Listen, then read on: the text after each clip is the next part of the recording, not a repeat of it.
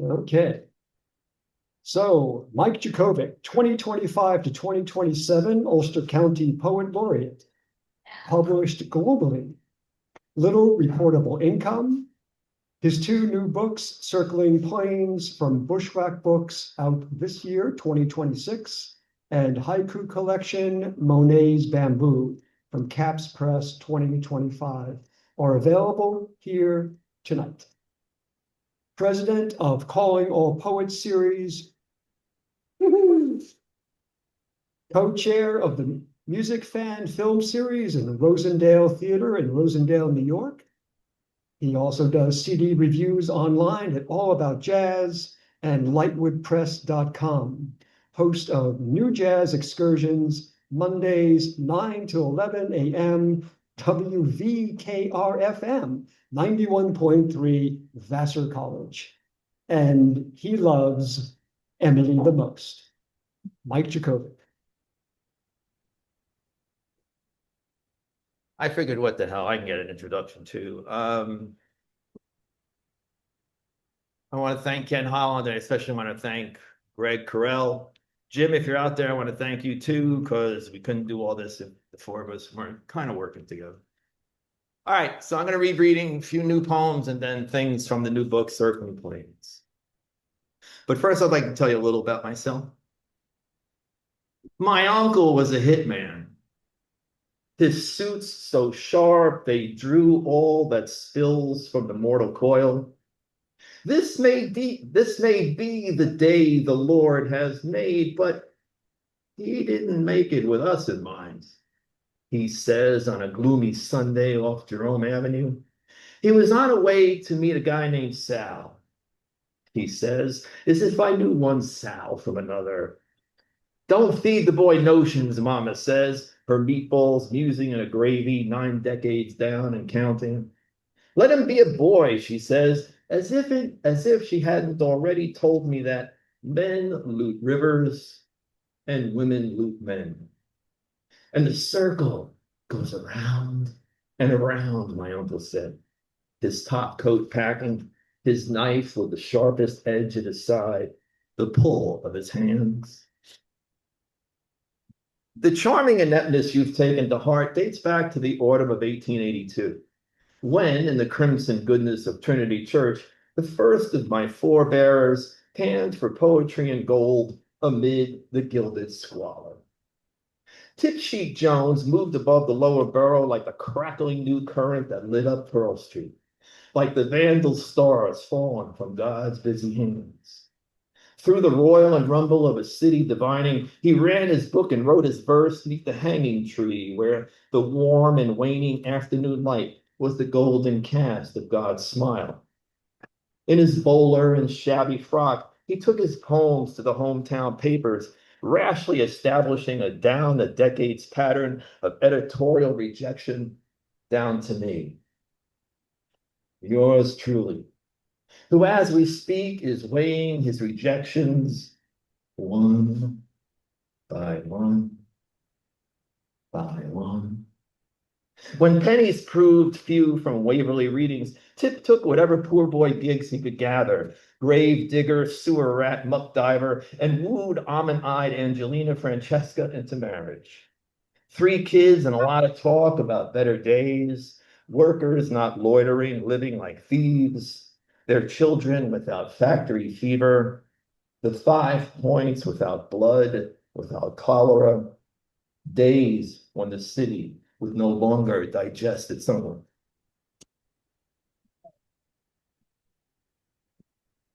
I'd like to dedicate this poem to all you guys. The worst book I ever read took me years to plagiarize. So blame yourselves if it didn't sell. I attempted to add conflict, but you shouted me down time and time and time again, like the sad song of trains derailing. The worst book I ever read wasn't a book at all, but a confession by a man who no longer held the line between alliance and scorn, axes and the trackless sky. The worst book I ever read, shipped free 2 for $1 after midnight on all the local channels. We all had a hand in the worst book I ever read, each hoarding horsepower, cornmeal, coin, watching those choppers dark the sky. This is one about my cousin Therese, and it's called Walking for Curbside Chinese. Therese was a cute cupcake who moved like combustion through the rubble of any given day, carrying Beethoven's face in her mother's locket.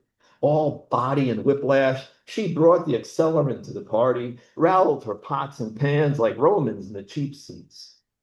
Oh, clown, you sting eludes, she'd lilt, like the ringtone of the ghost rider who failed to serve his sentence.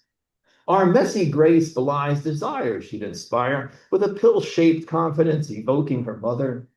A bear cat named Emma, who thrived on rumor and cockle shells, kept book of the active verbs employed to broker, bicker, bargain, bet. The heart is our common point of failure, she'd redact, her gidget flip undoing your tweedy tales, her rear view gossip and half-life all its own. A sense of uncertainty increases the odds on even the worst of days, she verse. A ball of fire who served no master, who cold the clown and priest alike. There is so much to tell you about my cousin Therese, who understood her consequence, unlike so many of whom I could tell. Only here in shitholes like this do they steal catalytic converters from meals on wheels.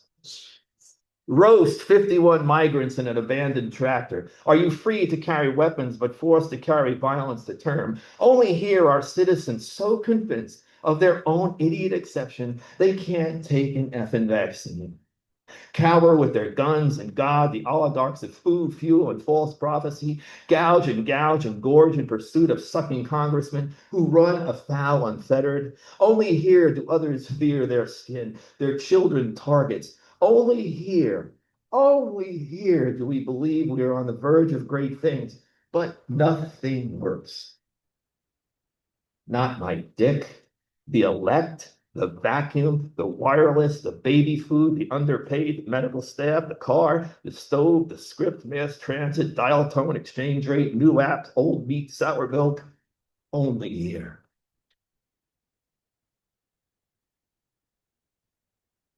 Monday 6, Tuesday fatal, Wednesday 8, Thursday 9, the weekend 10, Monday 12, Tuesday 12, Wednesday 6, Thursday, Friday, 18 Friday, Saturday 20, Sunday school 40, college Monday, market Tuesday, mailman Wednesday, Thursday Main Street, Friday mosque, Saturday temple, Sunday Mormons, Monday 10, double down Tuesday, double down Wednesday, 14 Thursday, 16 Friday, Saturday 20, Sunday more.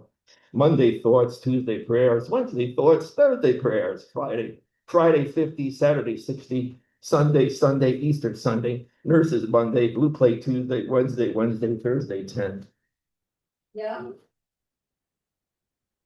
This really is true. This is about a little bird in North America, and it's called the roofer red knots.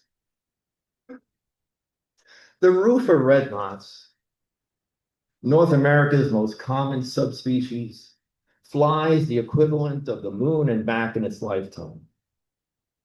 Now it faces extinction as we overharvest horseshoe crabs for the terminally corpulent. Tell me again how we are not to blame for everything dying on this planet. Please tell me one more time. It wasn't clear the first time.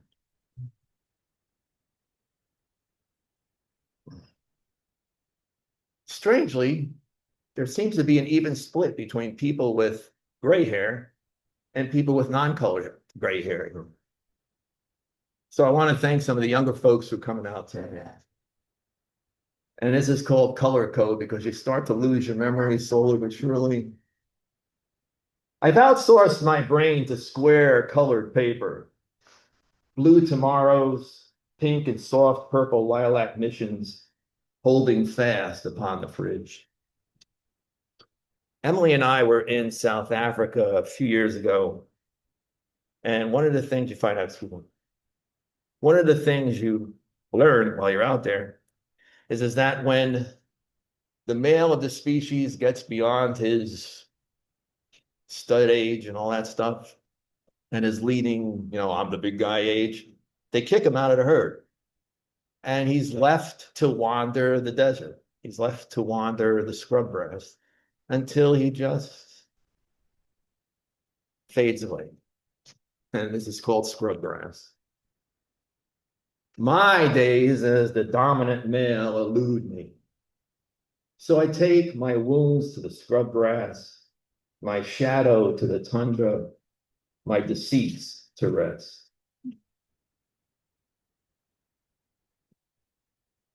I think we've all had the experience of waking up with one of those earworms that we don't really want to hear.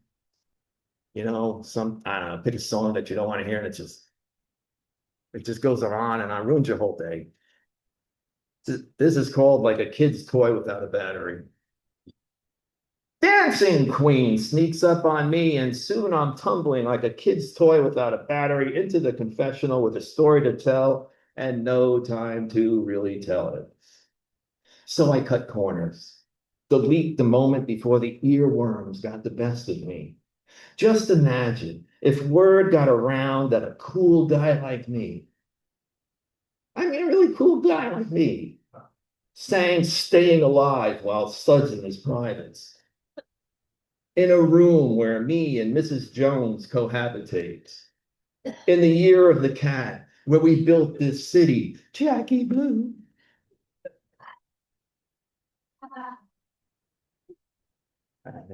Gotta add a little humor somewhere along the line. We've all been cooking rice. We're all old enough to have cooked rice or at least ordered it out. And I don't need to tell you what happens to rice. Kind of winds up in your hair, winds up on a cat, on the carrot, on a carrot. Yeah, carrots too, it winds up on. But it winds up all over the place. And it's called Dad's Old Cudgel. Whether cooked at home, jasmine bomber, or ordered in pork fried sticky, rice defies gravity. It just does. Put a spoon, a fork, a ladle into grandma's moonstone bowl, and a handful of wild rice going to scatter to the counter.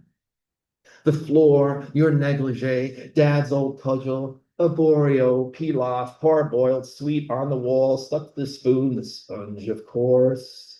You clean up, but there's more glutinous short grain over by the teapot 6 feet away. Rice on the cat, rice on the dog, rice on the parakeet, rice on the nephew, rice on the niece, on the splashback wall, Buffy's teacup, basmati baby all over the goddamn place. A rumpled scholar and a small-talk mendicant roll into a bar.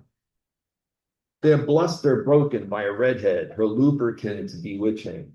Her sister, born in secret, begs many a tactile favor.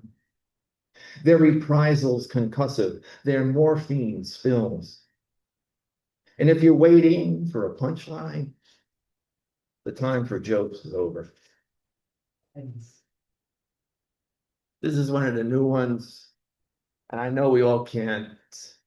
Whatever side of the spectrum you're on, it's effed up, okay? It just is. And it's called Sideshow.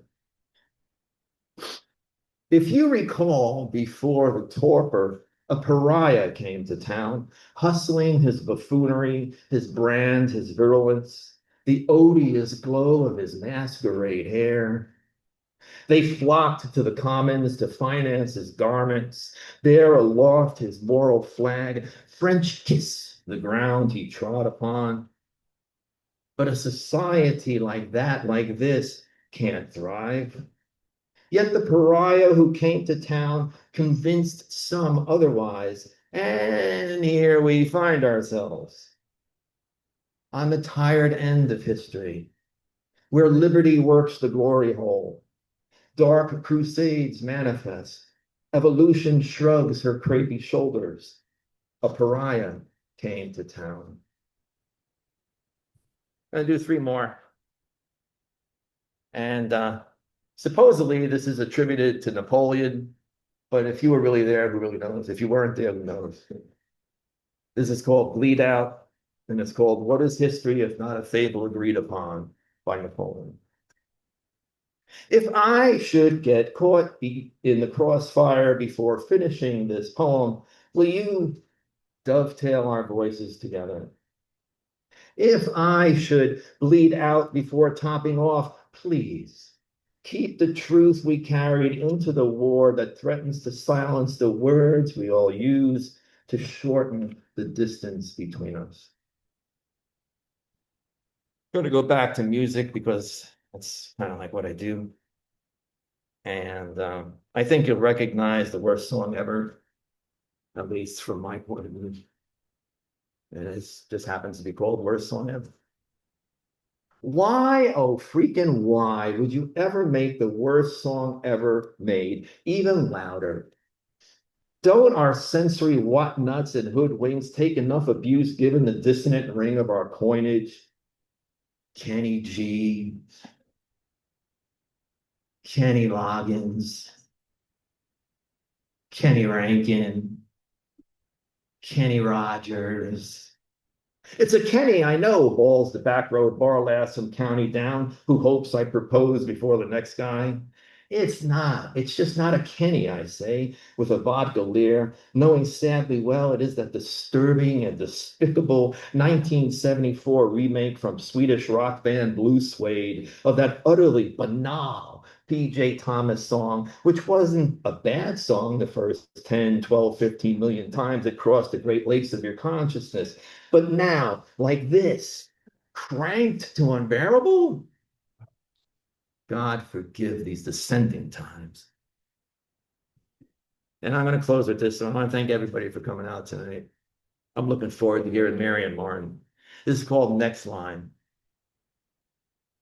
If it all ends before the next line, that's okay. I've gone the distance with little regret, little complaint, little in the way of stumbling blocks that baffle so many. If it all ends before the next line, tell them I meant every word. Thanks, everybody.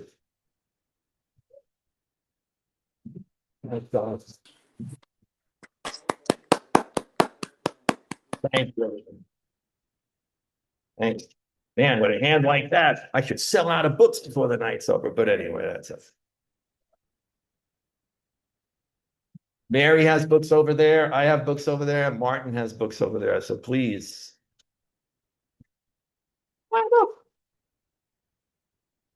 It's always a pleasure to welcome Mary Makofske. Her latest books are No Angels from Kelsey Press, 2023, The Gambler's Daughter, the Orchard Street Press, 2022, World Enough and Time, Kelsey, 2017, and Traction, Ashland Poetry, 2011, winner of the Richard Snyder Prize.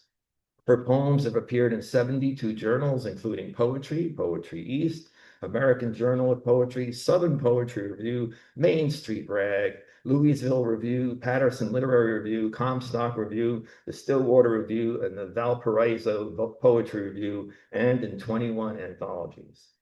She has received the Atlanta Review Poetry Prize, the New Millennium Writings Poetry Prize, the Littoral Press Broadside Prize, and second place in the Allen Ginsberg Awards. Always a pleasure. Mary Makofske.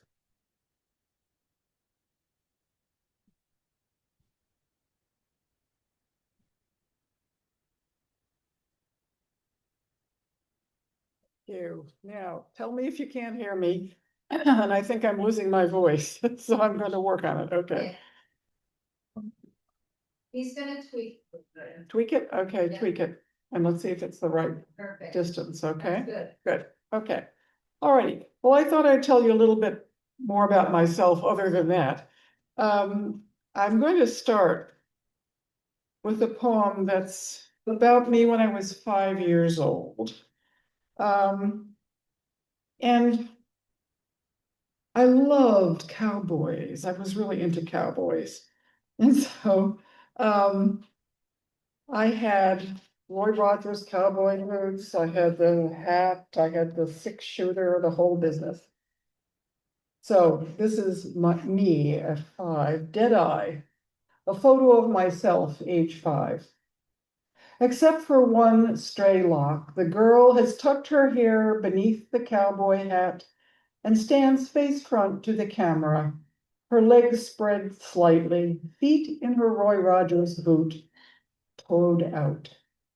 Hands on hips, she stares straight at me, squints one eye as if taking a bead, even before she whips the 6-gun from her holster. Dead-eye, her father called her, that loaded gaze which says there's not room in this town for both of us. She looks invincible, bound to increase her legend. Once at nap time, she left her sleeping mother, pulled a dining room chair to the door, and still unable to reach the 3 chain locks, piled telephone books, slippery back to back, to hoist herself up. An outlaw of bone and wiry muscles, they can't make her eat, not even her mother's famous fried chicken, except for the golden crisp crust. She knows what whets her own appetite, wants to dig her spurs into the world's curved side and break it. Clear out by sundown, those eyes warn me. Nothing symmetrical about her, all odd angles and furious intention. The near smile cocked and boasting, I see right through you. Though she can't, of course, see me at all. My sardonic smile, my squint at her threat. You'll never get away with this. Well, I wish I were still as feisty as that little girl. I try. Okay, this is true also, not any longer because it has been corrected. But when I wrote it, it was true. Adultery is still a crime in New York. It won't get you in the clunker for years. You won't be stuck in solitary. It's only a misdemeanor, 3 months incarceration tops, and once you're released, you'll be able to vote. In fact, this 1907 law isn't much enforced, though in 2010, a woman was charged with committing, with a man not her husband, what the judge called a lewd act in a park. The adultery charge was dismissed, but just think what might have happened if these two had been found guilty and started a slew of lawsuits jamming the courts and filling the jails. How the litigious religious would have cheered, the majority jeered, the ship of state tilted, taking on even more water. Don't worry, it will all be cleared up soon. The legislatures voted overwhelmingly to scrap this law, only 4 in the Senate and 10 in the Assembly saying nay or nay. Now it's on the governor's desk, and she's bound to sign it. The bars, the sleazy motels, the weekend getaways at ritzy resorts will continue to grow the economy. Divorce lawyers will still have plenty of business, and the thrills, risks, pain that jail can't cure will just keep accruing.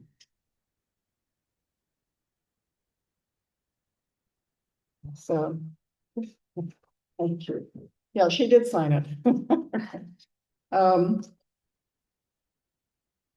So this one is, I've thought recently how much we've forgotten about COVID, how awful it was. Okay, you want to just block that out, right? But I remember, and you can think back on what it was like. So this is called October 2020. What name can summon our ghostly future? Give it flesh. Remember the park and children rising on swings. Remember the slides, the squeals of fear, or fear that's just pretend. The park, now closed, only wind pushing swings, stirring crumpled leaves. Season of ghouls and goblins, zombies and witches. Who wants to be terrified this hallowed eve? Who wants to see blood spurt and eyes pop from the head? What kiss laced with fangs do you court for your throat? What do you seek to take your breath away? Closing down, closing in, shelter, haven, refuge, sanctuary, lair, retreat, asylum. Touch withering like the stricken plants. In a dream wheeled on a gurney through a brick-lined tunnel, speeding where? Remember when we thought we could read the future? When maps led us over familiar terrain? When our GPS told us where to turn, where we should go to avoid the cliff? What is this ghost, shadow, dream, hovering just beyond our usual landmarks? Wow.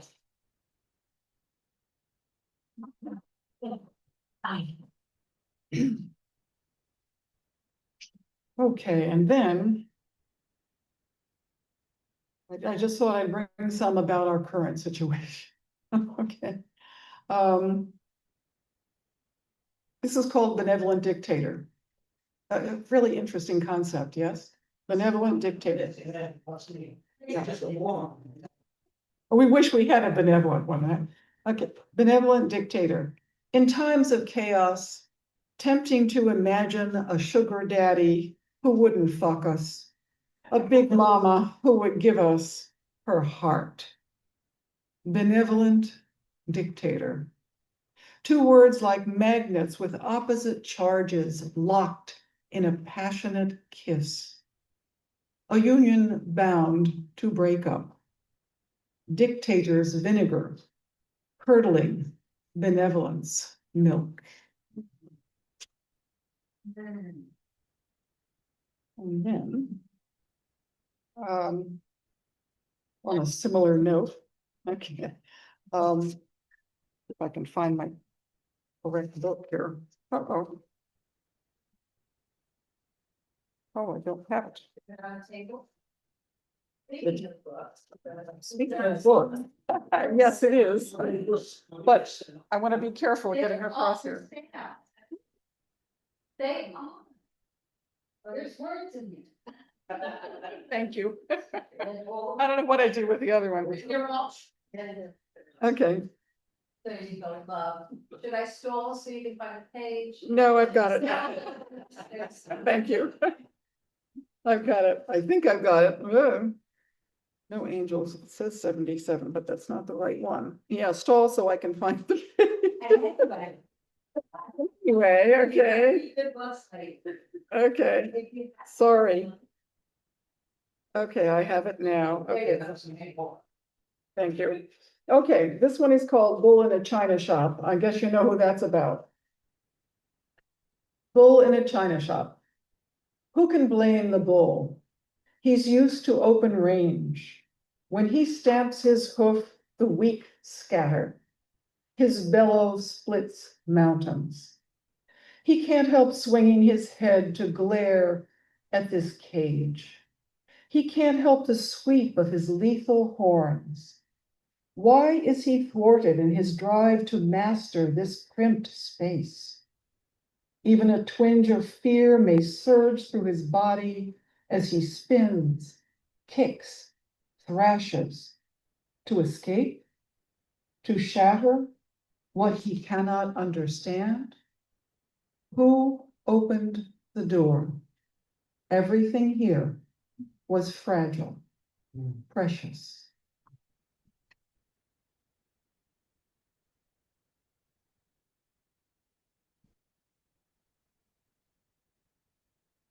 This one is about the last election, last presidential election. So it's called November 2024. Not dead yet, I say to the vultures circling above, only paralyzed with grief. Blood still pumping mindlessly, breath still filling my lungs. A hot wind for November, a drought over much of the nation. A drought. On the ridges, fires breaking out. Oh, my people, what do you want? Black Friday, cheap gas and eggs, easy answers. A savior, a fighter, a clown. What part will we play in this circus? Oh, let us be the tiger who waits for the whip to drop in the dust. Let us close our lips over our fangs, but place our great sheathed paw on the ringmaster's heart.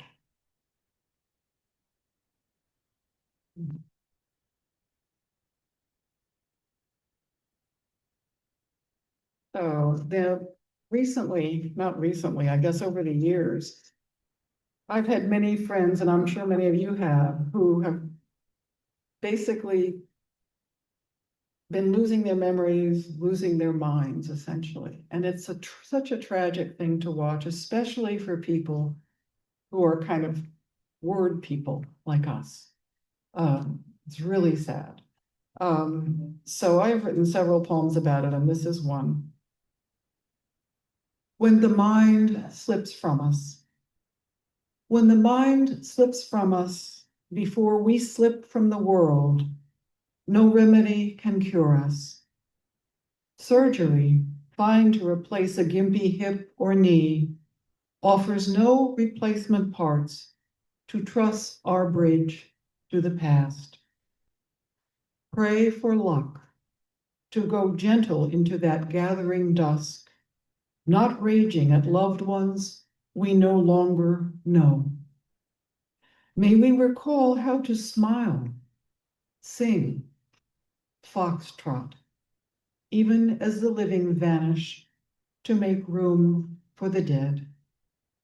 May we bite our tongues on confessions better left unsaid, mistakes we merely imagined, unrighted wrongs. Give us our daily bread, the gift of mercy, as we sift through what is left.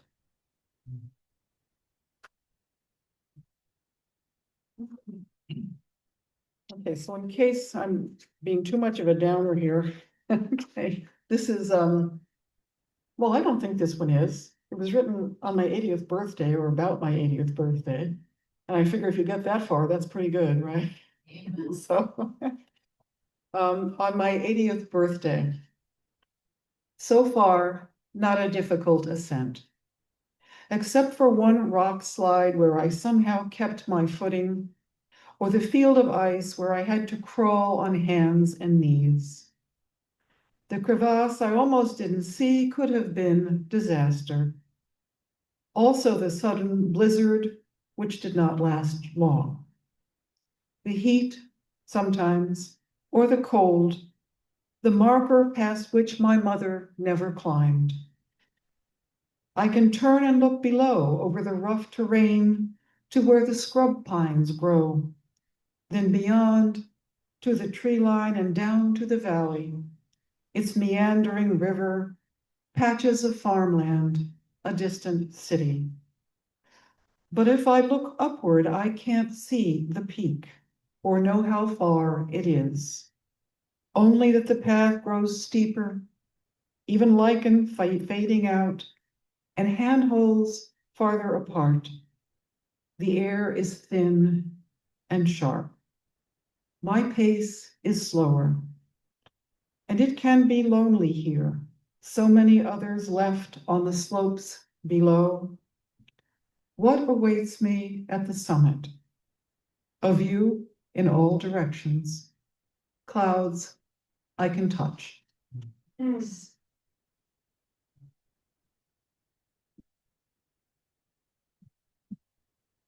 And I always like to end with this one, which I wrote many years ago, actually, but which is still very relevant. It's a poem in which I'm looking at hate as if it were an actual country, and you could emigrate from it and you could learn a different language. Out of hate's country.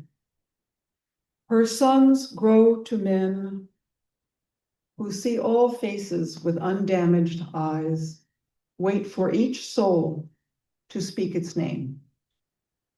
They don't know what an old country she's from, how she must manage in her head the grace that rolls from their tongues. The past spins a powerful hex.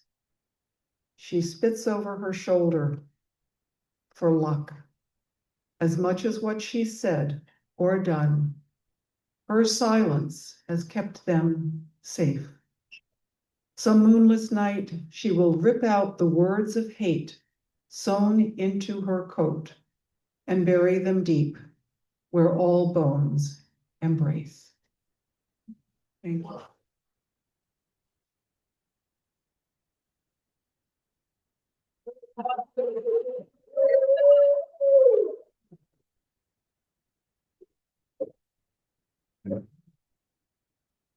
Well, I can't think of a better way of starting in person than with Mary and bringing up somebody brand new. So thank you for that. All right, let's be nice to this next gentleman. This is his first time here. Martin Steingesser is author of 3 books of poems, Yellow Horses, Brothers of Morning, and The Thinking Heart, The Life and Loves of Eddie Hillesum. The latter also an award-winning performance work. Eddie's song based on Hillesum's journal and letters. The Thinking Heart, Eddie's song, toured in Maine, New Hampshire, and Vermont, and in Europe, in Poland, and at the International Eddie Hillesum Congress in Belgium. His poems are ablaze with imagination, said poet Laura Ann Basselor. A burning tender voice, said former Maine poet laureate Baron Warnesser. Martin served as Portland, Maine's inaugural poet laureate 2007 to 2009. As a performance and teaching artist, he has given presentations and taught writing workshops for diverse audiences and groups, from the annual Young Writers Conference on the Breadloaf campus of Middlebury College in Vermont to the State House at the Maine Capitol. He has been teaching poetry workshops for 38 years and has given the Maine Alliance for Arts Education 2006 Bill Bunyan Award for exemplified talent and professionalism as an artist and contributions to arts and education, and is also a recipient of the Stone Coast Pierre Menard Poetry Scholarship in 2000. Writing and presenting poems is a way I touch and make present a sense of grace I want in my life, he says. There are moments I love in poems I have made when they are given, when windows, doors, walls blow off, and I am in a warm, boundless space with whoever is listening. We'll all be listening, Martin. Come on up.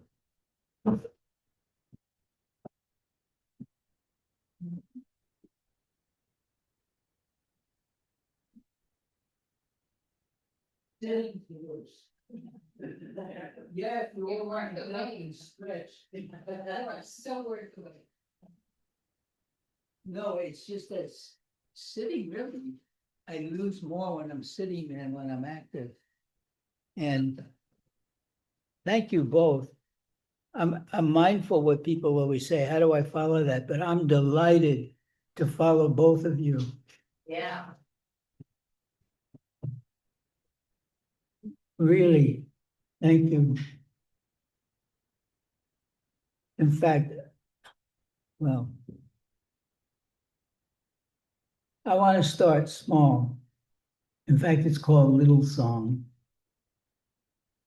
Small clouds, all afternoon, like white bison grazing the fenceless blue light.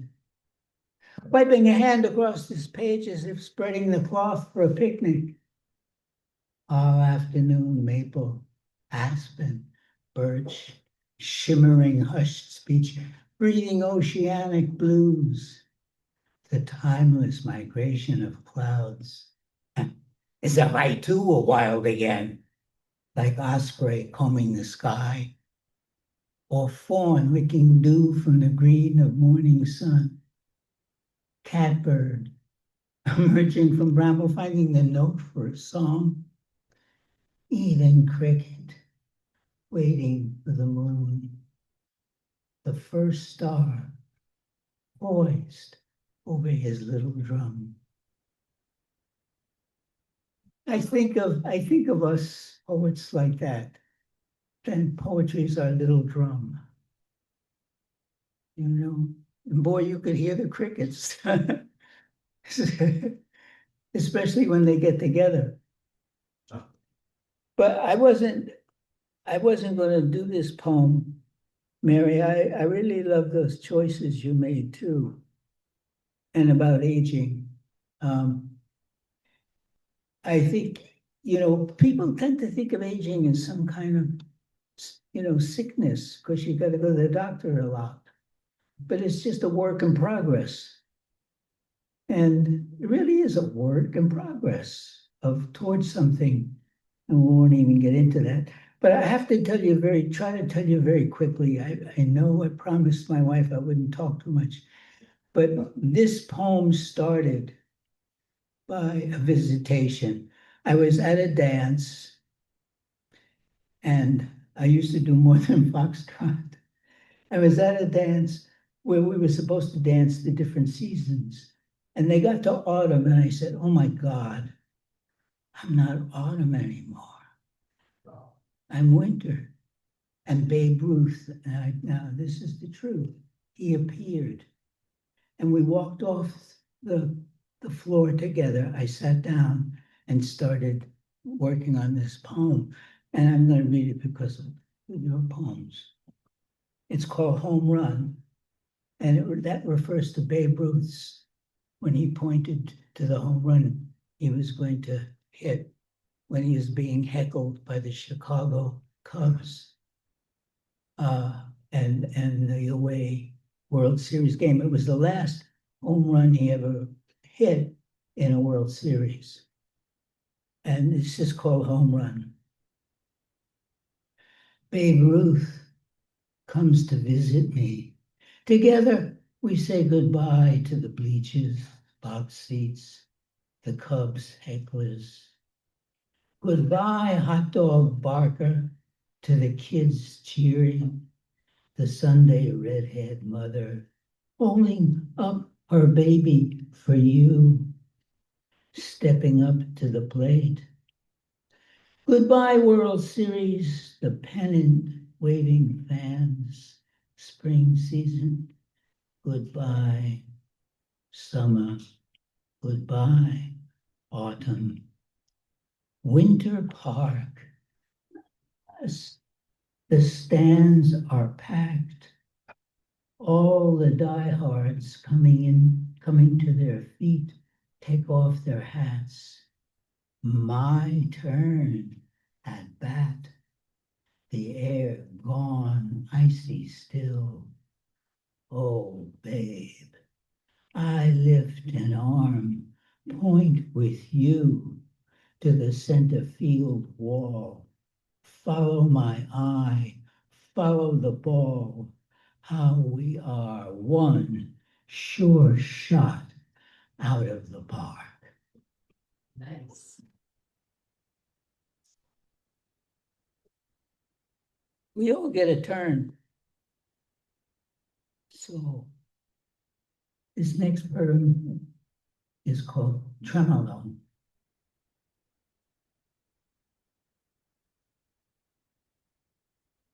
Now what happens to me, and I have all these little flashcards. Maybe if I stood here for 10 minutes, the first line would come to me. And there it is. Stand still. Wait under the bowed limbs of a great father pine. Watch for the slow lift and fall of branches. How limbs sign, a tremolo in pine needles. How limbs sign. I don't expect you to believe this elder conifer, alongside a two-lane blacktop, rush after rush of cars speeding past, would speak. Sorry. I mean, I whisper. I too do that. Walk forest paths, some other place, and never give a word or thought to you. And it comes to me, for all our engines and speed, I too am rooted here in an inborn longing to flower, not unlike a cloud of dogwood or apple blossoms. Walking out into new fields, through lush high grass, scattering a flash of blackbirds. Suddenly there is wind, the cicadas lift their bows. There is a low moan as from a cello, a clear wild cry beyond the woods. Whose hands, what fingers, traveling the keys, skipping lightly from slender branch to branch. What breath among the leaves, reeds of grasses.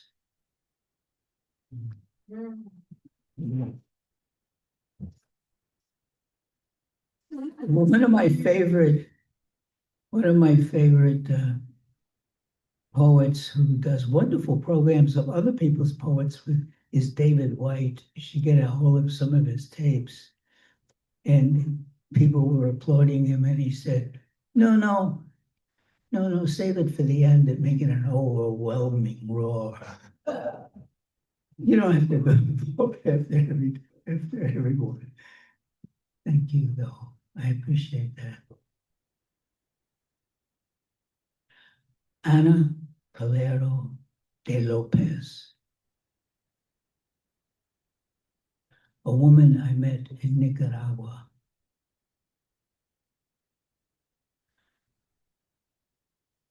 I was a guest in her house.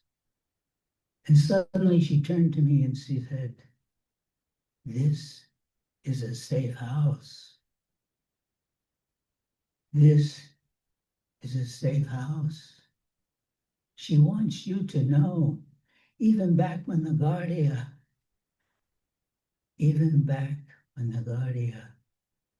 shot passers-by on the streets, bloodying all Messiah.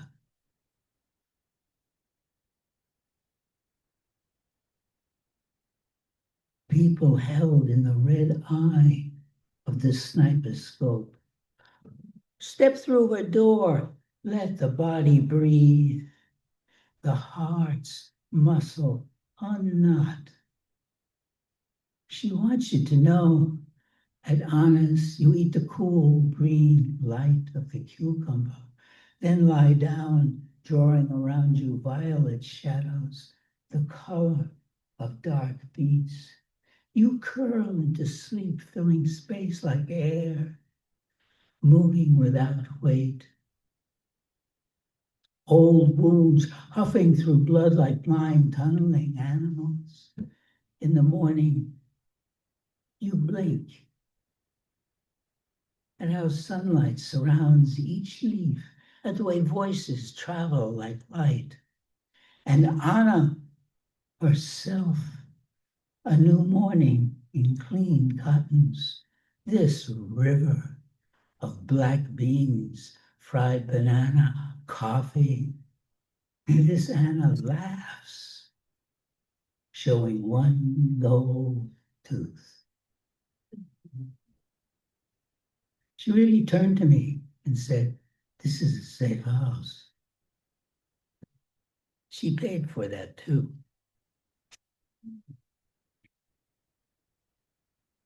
Well, I would like to read a poem.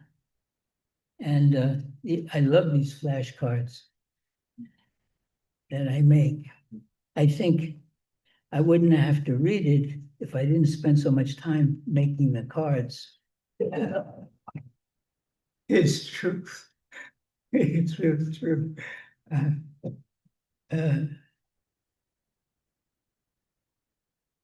This poem has to do with an issue we're all facing. And I'm very sorry that it tends to polarize the for and against.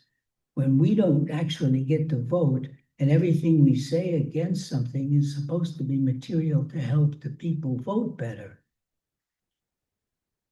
for us and everyone else, including themselves. I'm talking about the battery plants, the lithium-ion battery plants. That it's becoming a whole regional problem of how this is going to go. And so this poem started long ago, but it's very present.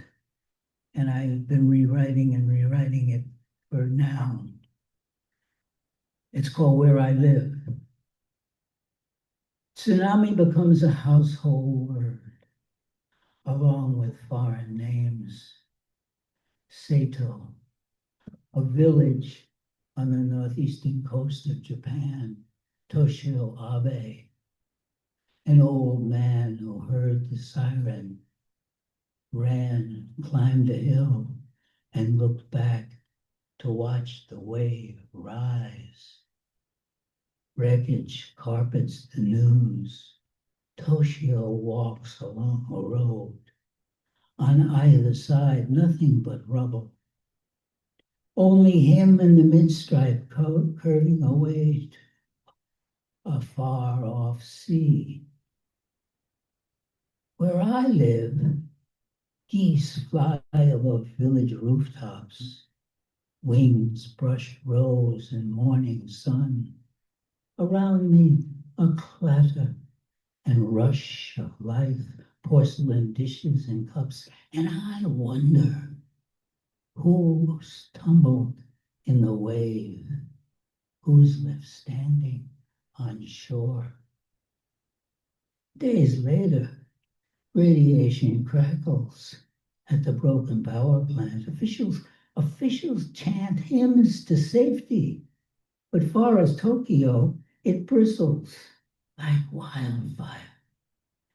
If we could see it, we'd escape, a worker says. And then radiation snakes into the water, rice straw for cattle. The milk on kitchen tables rattles. Toshio Abe, did the experts say not to worry about accidents? Did they promise jobs, health insurance when selling nuclear power? Here too, they preach it is safe. One senator affirming your disaster calls us to keep building atomic plants. This is from Connecticut. Toshio, are you still looking back? And those black and silver seabirds, do they still circle above your lost village? Where I live, mounds of snow along sidewalks are melting. The sun is warm, dark patches of snowmelt mottle roads. Soon blue chicory, Queen Anne's lace will tremble. Giant diesels roar past. Toshio, I'm an old man too, looking back. Sorry about the meltdown of Fukushima, not unlike here at 3 Mile Island, like Chernobyl. How the sorries flow after, in English, in Russian, in Japanese. Sorry, protistia, gomenosai.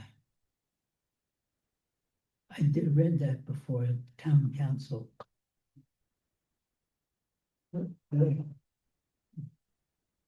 It was over 3 minutes, so he started ringing a bell, but I finished the poem anyway.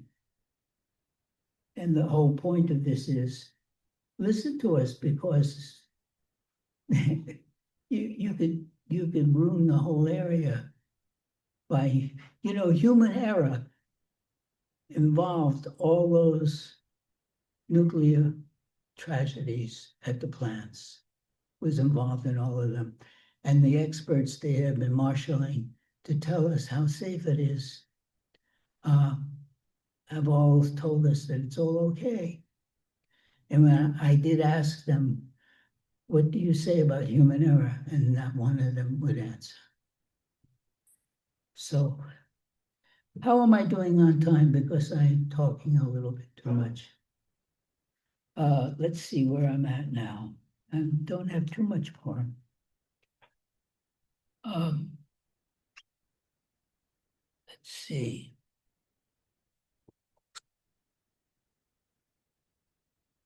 Judy, should I skip Como Balata and go to?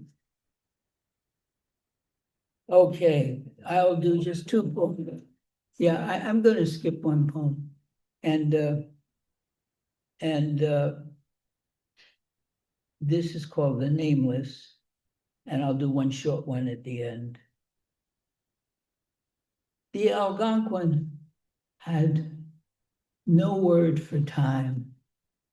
And Joe Gould, crazed peripatetic writer of the 30s, is said to have penned 9 million and couldn't find one for anxiety, loneliness, despair, which dark bruises blossom nonetheless wakeful nights into my breastbone. This wild field in me of all the lost, nameless time, I don't know how to talk about. Sometimes I roam and roam the blackness I lose myself in. I wanted words for love and didn't have any. I wanted a different touch, a woman's hand, and couldn't find it. My ear on the small moon of her breast wanted the scent of black soil between her thighs.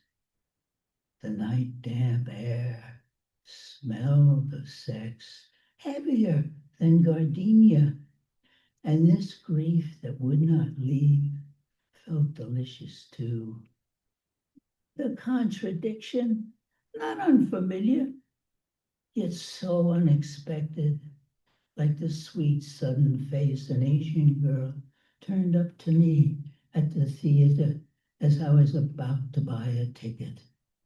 You don't have to pay again, she said, more earnestly than the full moon, wanting to save me something.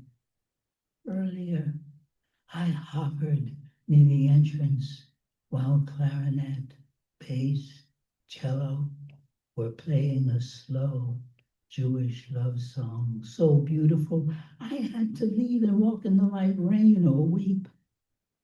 Sometimes I think, 1 more blue note and the heart dissolves. Goodbye. And a girl's winged cheekbones and almond eyes just appear, enfolding the heart like morning. Even though I know she is wrong, then I'm going to pay again and again. Show me who's not alone here. Even the lovebirds who fly so close, one's wing meets, lift the other.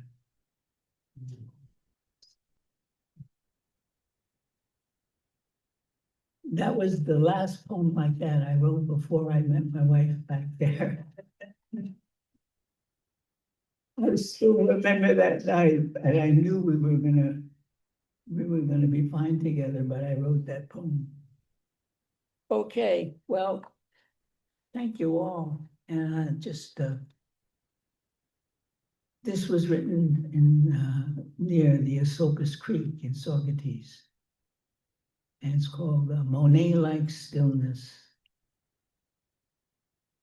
a Monet-like stillness over the wide channel. Never mind, loud jibes and laughter of some fishermen, the creek unruffled by rumbling trucks, motorcycles, unmuffled cowboys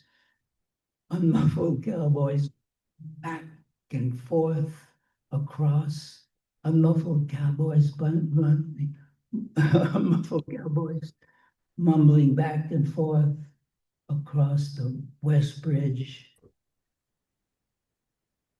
Even a long, lone, far-off train calling up losses. It all in reflection. It all in reflection. Calm over the waters. Windswept grasses.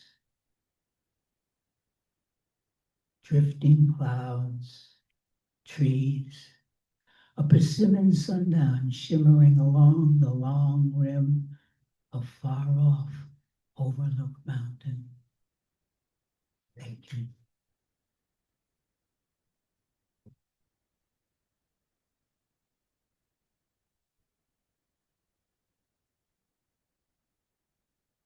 Martin Steingesser, everybody, please.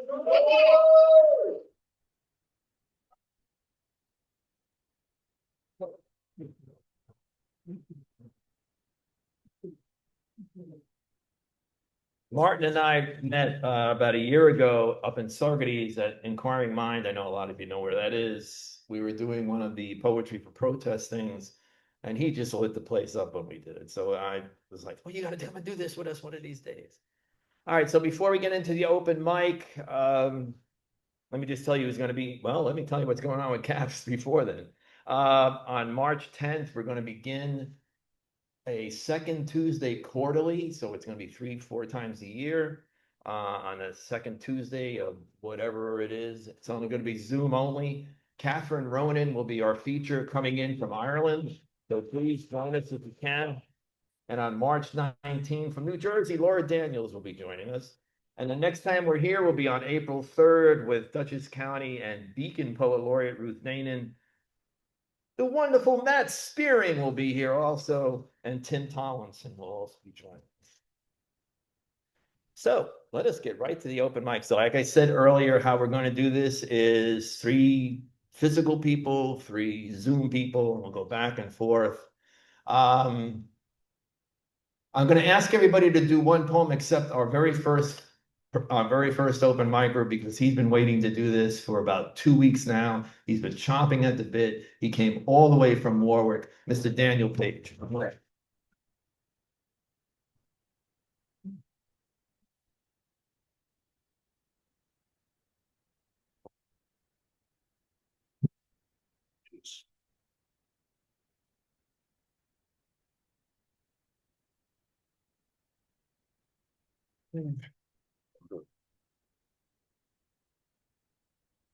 All right, there we go. Okay. First poem is called Wonder. It's about taking those close to you for granted. This world is so unknown, and yet from dust we've grown. We rose along with the sun. The light has always shone. From a sperm and egg, a man and woman, my friends, it is a sign. And learning that in darkness, the stars will always shine.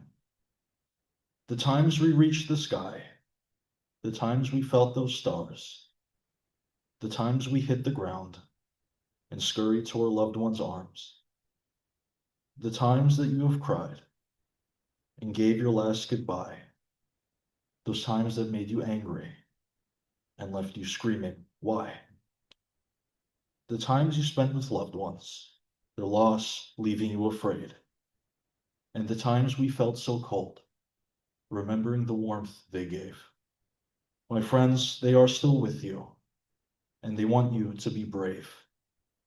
But to those who have lost no one, remember the dead cannot be saved. The wonder never left us. It took on different forms, from trembles and joy and tears to dreams within our dorms. Your loved ones wonder too of what their kin will do. And no matter where you are, just know that they love you. There is this thought that always left me mystified. It is the miracle that is all life, and that somehow we are alive. So when you travel to the unknown, it might shake you to the bone. So if you ever feel scared, your loved ones will remind you of how much you've grown.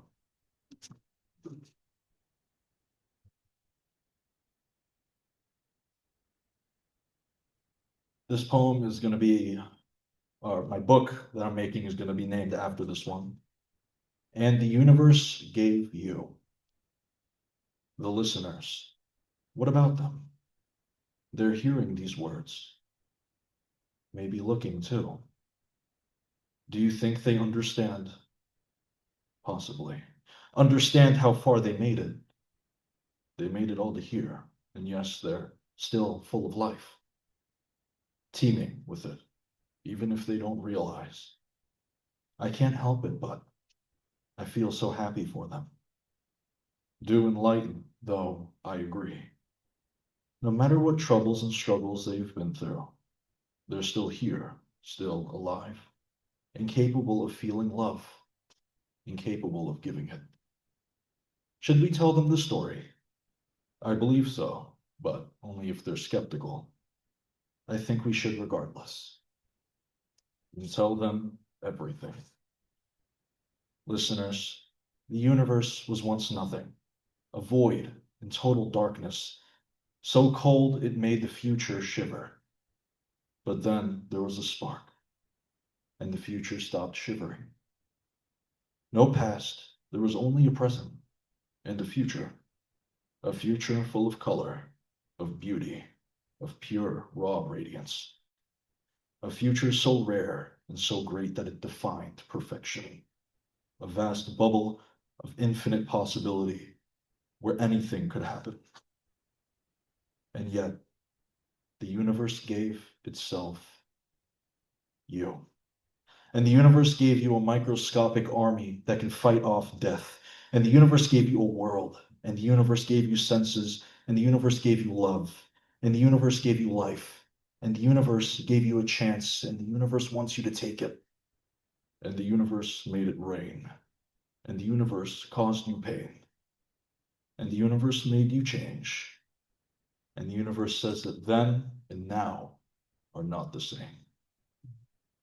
But most of it all started with nothing. And still, it exploded with light.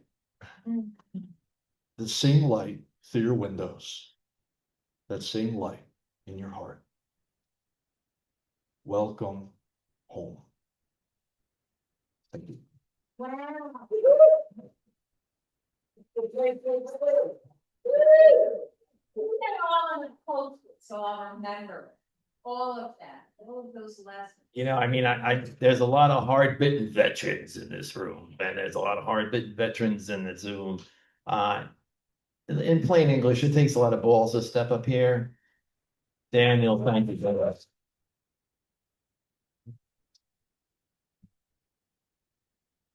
Diane Bliss, come on up.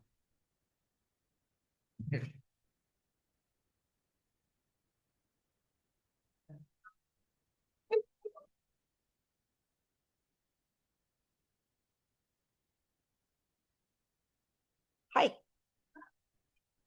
My name is Diane. I'm a poet.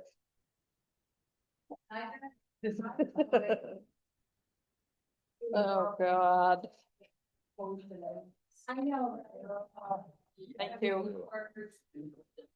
I need a stool, right? No, you got it. Okay. No, I used to sit on a phone book as a kid. I guess I'll do this one. All right, this poem is called Missing What Isn't Even Gone. It won an honorable mention in the Allen Ginsberg Awards. Missing What Isn't Even Gone. The brilliant blue shirt, color of the deepest heaven and your eyes. The one you wore yesterday. Slumps on the mound in the laundry basket. Your glasses still hug your head over your ears. The lenses wait, teasing them slowly down the bridge of your nose, which sometimes whistles when you breathe. You are still reading the book about the mysteries of black holes and a murder mystery set in Lower Quebec. Still puzzling over word games with morning coffee. But right now, we meet on a paved path winding between hayfields full of sparrows and patches of hardwoods dropping sunset-dyed leaves. You tell me how a red pickup truck cut in front of you on the way here, how you curse the idiot, how you don't get what's wrong with people today, the jerks. Then we are silent, walking our steps in sync. Your 3-year-old grandson goes home tomorrow. You are exhausted, but will miss him. You're already thinking of a winter trip to Florida to visit him. I'm thinking, I will miss you for the time you're gone. That's 3 months away. I think, how can we miss what isn't even gone yet? This longing for what is still here, it's deep, like the pool where the northern lights, dripping from the Big Dipper, ripple, then disappear.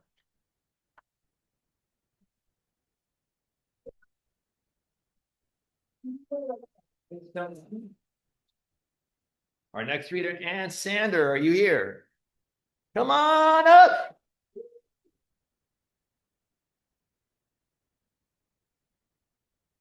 Well, after hearing the poems about aging and all that, but then I decided to read this other one instead. Okay. So, just because. Oh, this is called A Poem Without. I don't know, a lot of you, when you're sending your poems out now, this, I identify as a human, by the way. So that's my, thank you. Yeah, got what I'm talking about? Yeah. So, Mary, I'm friends with Mary and Diane. We identify also as owls. That's old white ladies. So anyway, that's kind of what generated this poem. Don't look so aghast. A poem without. Here is a poem without an agenda. No resume, no preferred pronouns, genealogy tree, favorite ice cream, no idea who set pen to paper, lined up letters into words, worried the line breaks. Here is a poem with no preferences for who will lay eyes on her, study the curves of her caesures, be surprised to discover she's got a cock and a pair of balls, and end stop lines to put any man to shame.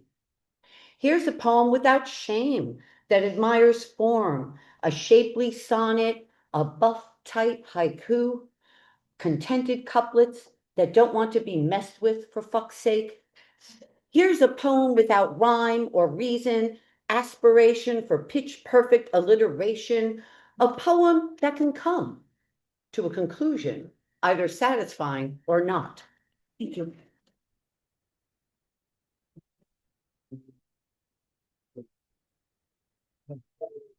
Thank you, Ann.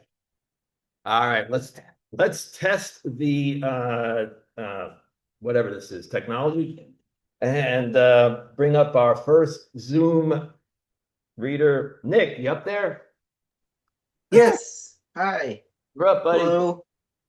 Okay, awesome. Thank you. Thank you so much, you guys, for letting me be here. And this is my first completed piece that I've ever written. I read it for the first time a few weeks ago, and I'm pretty intimidated right now, not just because everyone who's gone before has been awesome, but Martin's great poem about lust is kind of putting my, because I decided to write my first piece about something that no one's ever written about, of course, love. Throw my 2 cents onto the 20 million cents that have been said about it. But your piece about lust was awesome, Martin. And so this was mine, and it's just called I Want to Love. Okay. I want to love. Okay. I want to love like if I don't love you with everything inside me, I'll die. And if I do give you everything inside me, well, I'll die, but at least it'll have been worth it, you know? Like, I want every touch to be the thing I tell reporters is what kept me alive if I'm ever crash landed on a deserted island or the top of a frozen mountain. I want to burn the sky with it. Like I'm 16 years old and I swear to God, I'll run away forever if my parents say I can't see you again. I want to love. I want to love like we're the first two to ever discover it. And now we're on the run doing anything and everything we can just to try to keep it, you know? Like we're in some kind of celebratory, destructive Buddy Wakefield poem. And he says something like, I want to love you till the rust turns to gold, or at least until the sun comes up. I want to love. I want to love like if we had all the time in the world for the rest of our lives, I'd still never be able to tell you how much you mean to me. But I'm going to try. Like that moment when you can sit next to someone forever without having to say a single word. That feeling, you know? Like I don't actually need you, but I'm grateful every day when I wake up and see that you're willing to spend any of your time with me. I want to love like I can't believe I'm fucking my best friend, you guys. Do you understand? Like, golden ticket of life 1. This is awesome. Like, even though I still do sometimes, if I was ever brave enough to, I'd never have to mask again. Like, you're the one time in my life I can ever actually just be. Like, I'm 90 years old, lying in my deathbed, smiling, because even though I still got regrets, don't get it twisted, massive ones, none of that matters in the end, because I'm with you.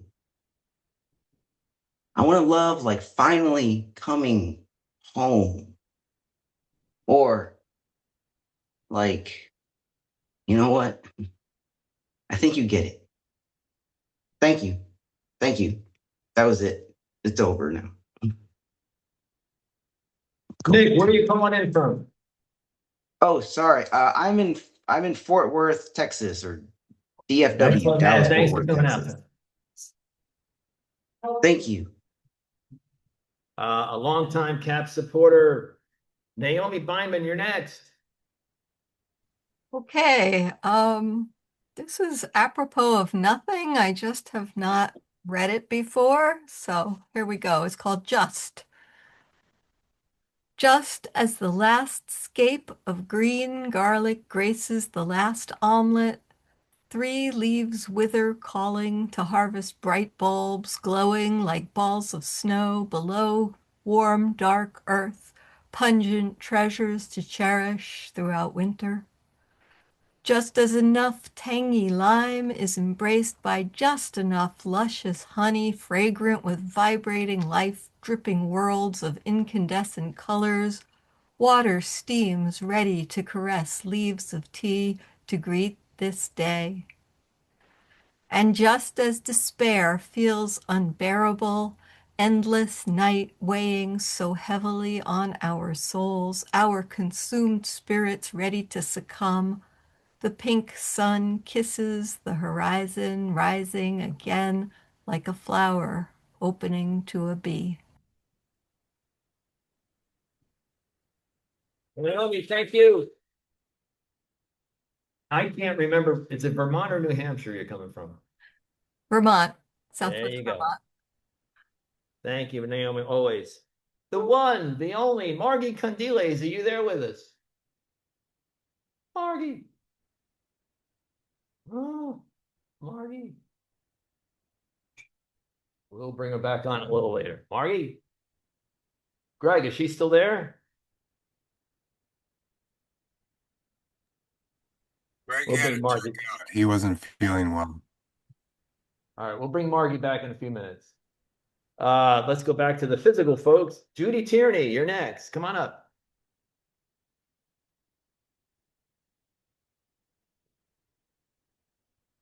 Anybody here speak?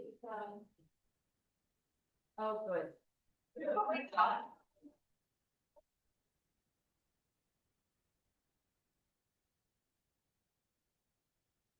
I'm just gonna start you out with a couple lines. Two mourning doves in tall pine.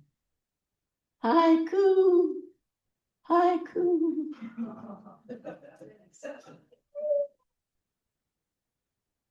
So this is called baci, and baci is the Italian word for kiss. And it's sort of a takeoff on the Chinese fortune cookie. You'll hear about that.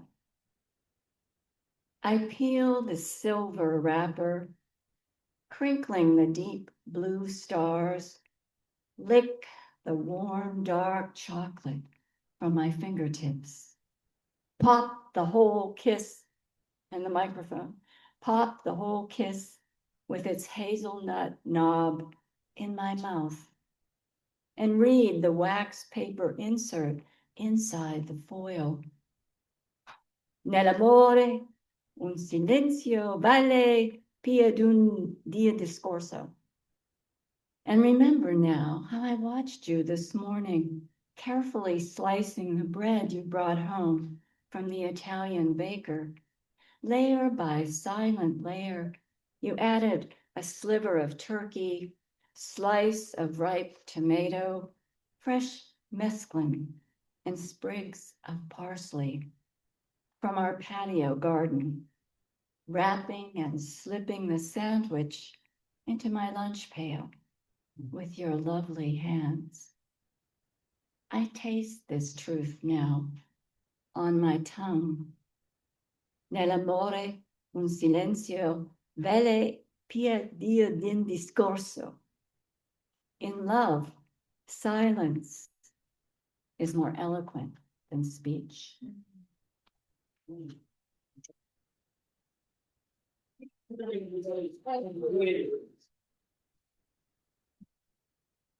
right, let's see who's next. You know, I always ask people to like really write their names clearly because I'm just, I think it's Ken Holland, I think it is. Yeah. Has he scribbled something out? Yeah. Yeah, and what he scribbled is that he loves Emily the most. No competition. One poem, of course, obviously, a little wordier than that poems usually are. This is called Barbarians at Gate 7. I live in a small town located nowhere in particular, with a modest airport that inexplicably is the hub of one daily flight to and from Reykjavik. And from this happenstance gets to consider itself an airport of exotic destination. There's a touch of unrooted logic in this, as if in trekking the steppes of Central Asia, you arrive at a backward hamlet and discover a shy but graceful museum housing a well-curated collection of Titians and an entrance fee payable in pelts of goat. The inbound flight from Reykjavik passes over my condo at its appointed pre-dawn hour, and thereby is a marker for just how long I've once again lain awake. And this time rise to turn on the TV to find every station in commercial break, which somehow soothes my sleep-deprived mind and leads to my ordering a cubic zirconia ring, size 9, did I ever wish to propose to myself. I was early taught that when the Vikings came to an island that was pleasing for its capacity to allow them to survive, they named it Iceland to put others off the scent. While another discovery was a landmass that was nothing but a god-forsaken glacier with an unforgiving rocky coast. And this they named, at the height of the Bronze Age, Greenland, to mislead whatever Bronze Age tourists might be lurking about. No one thinks of Vikings as having a sense of humor. No one thinks of history when they're channel surfing, while the runway lights are beckoning to a jet filled with its own nighttime weariness and wants nothing more than to lie down on a soft tarmac and have the cleaning crew pull a warm Nordic blanket up to its chin. I'm told my cubic zirconia ring will arrive in 5 to 7 business days. So I spend a hazy minute nailing down just what day today is, and just which days are business days, and which days are not. Then get out my slide rule from the days when I was young and imagined all those axe-wielding tourists getting off their barnacled boat, staring up into the face of a mile-high glacier and thinking they didn't pack the right clothes for their vacation. Anyway, I do the math and place a Post-it on my refrigerator as a daily reminder I still have something to look forward to, even if what I have looked forward to seems never to take the shape of sleep. Thank you.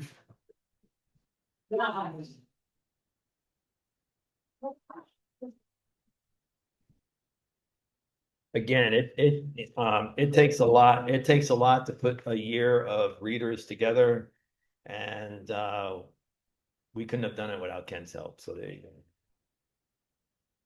Meg Heffernan, you're next. Come on up, Meg.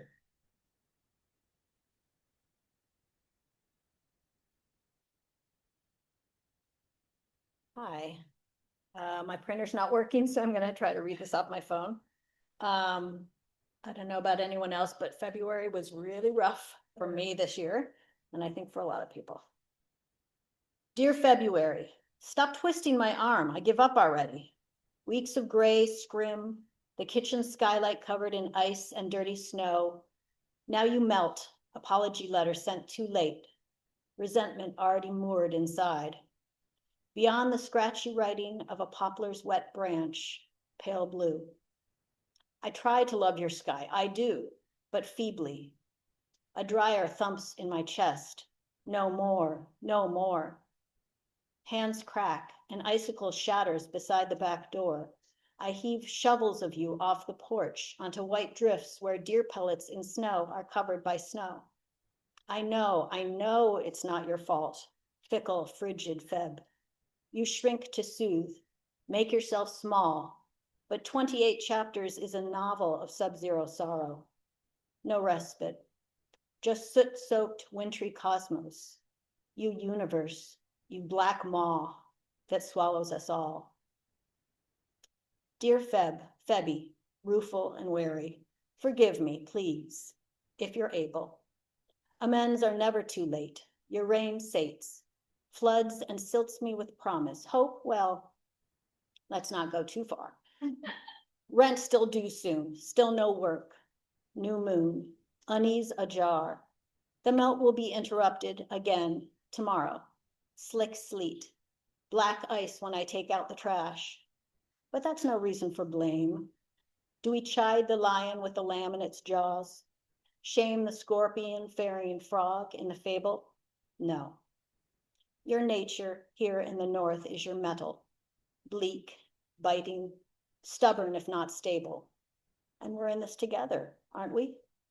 You're still my soggy Valentine, the disappearing tip of a fox's red tail. I'll wait if you want. Fallow, hapless, frostbitten blue, until the end of you.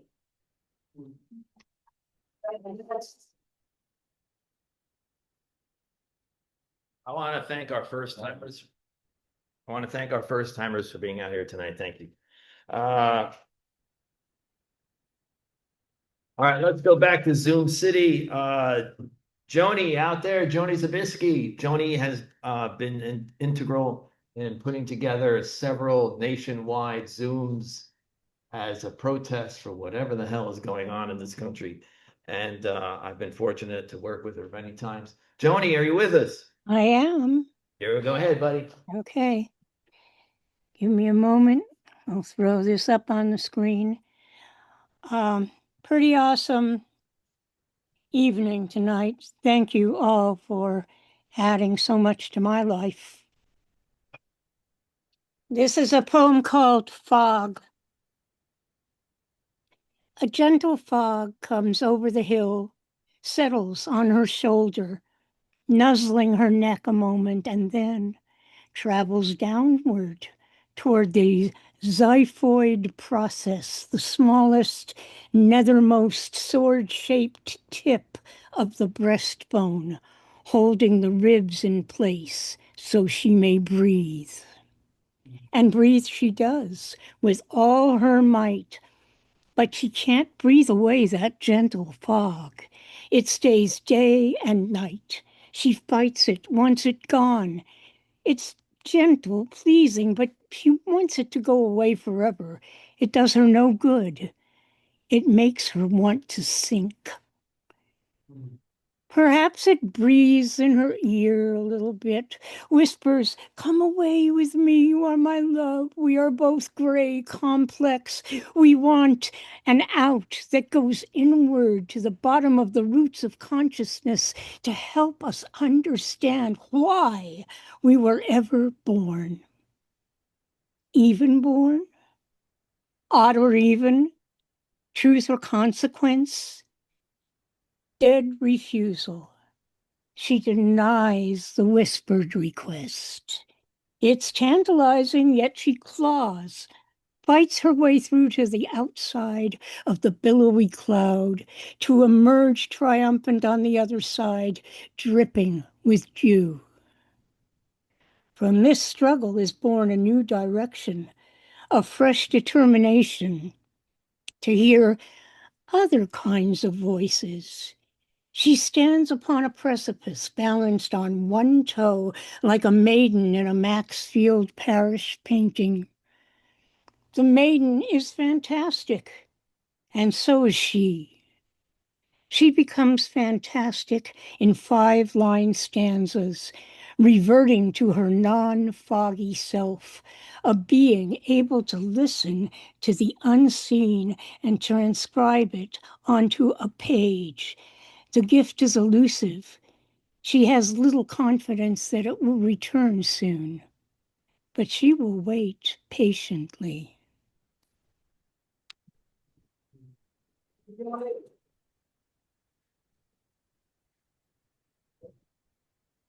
Joanie, when are we doing one of those nationwide things again? I don't know. We haven't set a date yet, but we will. My hope, and I know it's really so, labor intensive, but I would love to do an anthology of the participants. So that's, I have to talk Larissa into that. I can also talk to Greg about that too. Let's do that. I would work on it. I mean, I'd even organize it when things are more clement. Thank you. Thank you. Great to be here with you.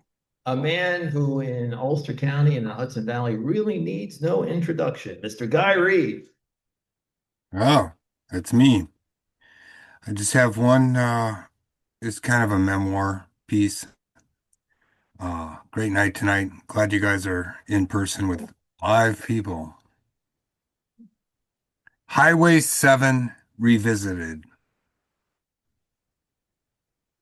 Summer gloaming memory, your mother bellows your name from the end of your driveway.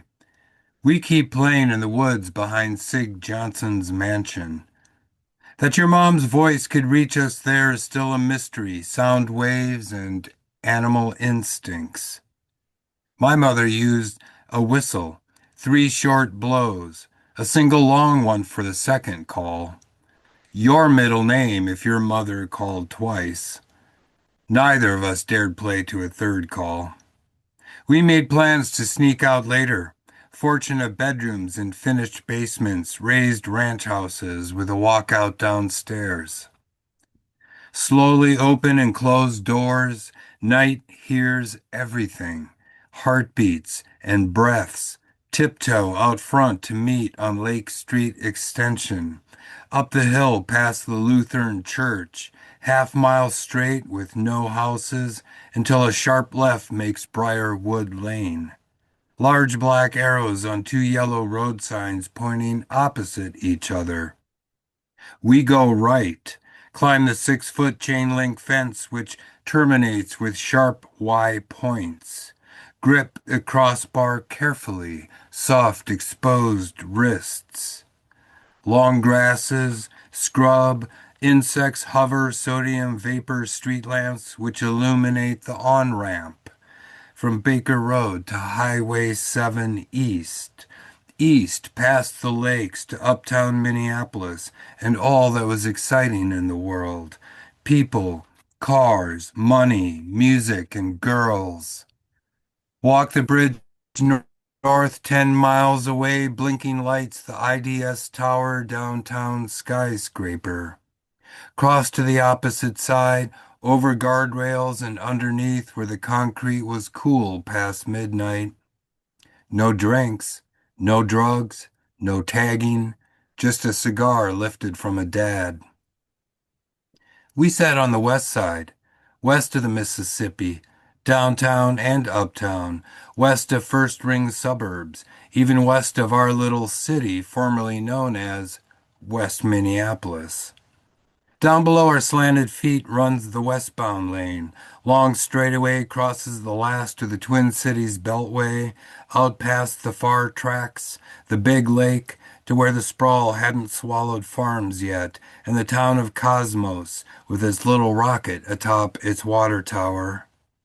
Highway 7 west, to the edge of prairie that spreads for days to meet the mountains, a road that could lead to California. Our own cars, with our own choices of when and how far, the open road and not knowing what we might see, where we'd end up, who we might meet along the way. We longed for that before we had the choices, and then there is only one way to know. But that night at the bridge, we didn't have to know, didn't have to make decisions. We just had to slip back into place at home, undetected. No one told us this was how our lives would pass. Wanting to get somewhere fast, to be in control, confident of knowing where we stand and able to recount with pride just how we got there. We wanted those secrets to reveal themselves in the quiet stillness. The wee hours spent only we knew where, and no one else had any idea. We sneaked out to sneak time away, time borrowed out of the grand scheme of things, when all we waited for was a car headed west to whoosh out of the night under the bridge just below our feet, and listen, whine of wheels diminishing into the distance, into the dark, into the future. Thanks. Damn. This is what I read. Thank you, buddy. Wow, Donna. If I might be so bold, we're doing a book launch at Art Hudson for Circling Planes on April 9th, and Guy's going to be joining me, so thank you for that. Yeah. All right, our next Zoom person, Donna, are you up there? Donna B. Greg, is she still with us? I think that might be me, is it? Okay, Donna. Okay, this is a small piece. It's about things that have crossed my path. And it's called Forgive Me My Blunder into His Vulnerability. I wander, enjoying the dazzle of the surface of the river, an arch overhead, and almost trip at the side of nearly naked glistening paws. There is a contemplative, reverential man giving his body the care of water, slowly washing off his day of work. I confess, not of erotic feelings, not of peering as if through a keyhole, but being stopped by his hand clinging to a bowl, dipping into a bucket of magic, undoing the cracked clay of his day. Lost in the potency of his unconsciousness, I think of the power of time consuming the bubble of his youthfulness. The slurry overflows onto the grass to a vanishing point, lengthening outwards, draining into a stream, scatting on its way to the river. An ordinary chore like washing away the dirt from crevices slip knots my feet, crosses my heart and upends my contents. Like a stalk after rain, he is upright and dignified in this almost sacred act of ablution. Therein lies the act of his enduring each night, in no hurry to meet another tomorrow. As I say goodbye to the sun's bucketful of gold, the taste of salt on my tongue leaves a concentrate of dry as if in a thimble. I am a thirsty wanderer, face and hands creased, remembering what I have seen. Thank you, Donna. And I want to thank you for finally reading. Donna's been joining us for about 1.5 years and she never reads. She's coming from Australia, so thank you, Donna. Thank you very much. Thanks, Mike. All right, let's go back to the physical people in the room. It is another one of those people I can't read. Mary Louise Kiernan, it's you. Come on up. Oh, you can do better than that. Thank you. So it's been a pretty dark winter. And I do find comfort in the view from my guest bedroom. Out the window is a single birch tree, and it reminds me of the poem Birches by Robert Frost. And I knew that sideways snow was in the forecast. Didn't think much of it until I got up in the morning. And I have a haiku to read, and I would like to read it twice if that's okay.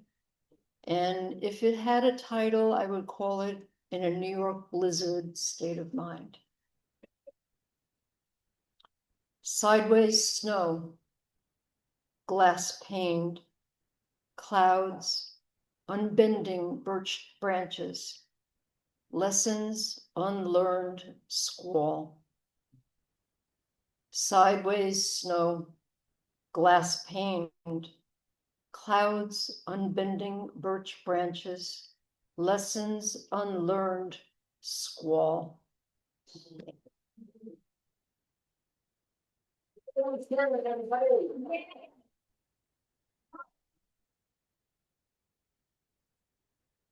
She's been with CAPS for a long time, so how about another hand?